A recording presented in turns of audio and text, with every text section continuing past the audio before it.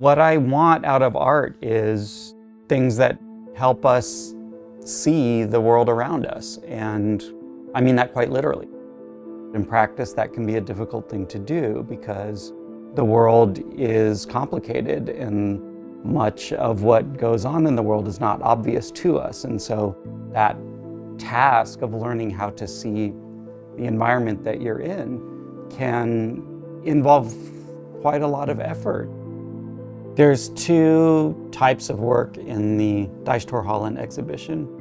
Works from a series of photos that I call unknowns, that are of objects that are in orbit around the Earth that nobody knows what they are.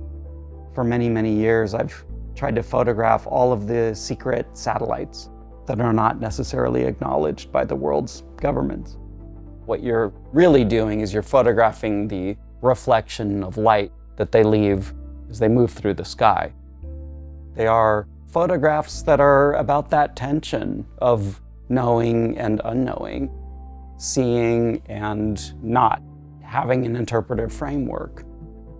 The other piece in the exhibition is called Trinity Cube, and it's the kind of artist proof of a sister sculpture that's installed in the Fukushima Exclusion Zone.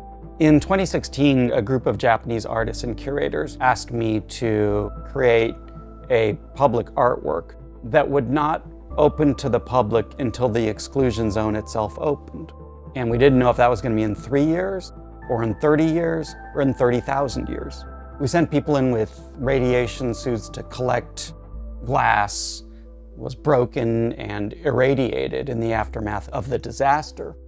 When the first nuclear bomb was set off north of White Sands, it turned the surface of the desert into a kind of green radioactive glass called trinitite. And I got my hands on a bunch of this glass from the first nuclear explosion on Earth, and got the glass from the exclusion zone, and we fused that all together into a kind of radioactive cube that was then reinstalled back in the exclusion zone where it sits until this day. It's not an object that is about something else. It literally is made from these material histories, from these nuclear histories, from these political histories. Those materials are not about that history. Those materials are that history.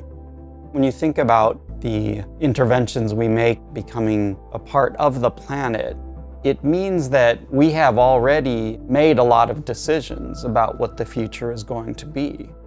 If the work that I make can prompt people to think about the interventions we make into the environment in a more expanded sense, to me that's a useful thing to do, to give us windows into different ways of thinking about or understanding what it means to be humans on a planet right now.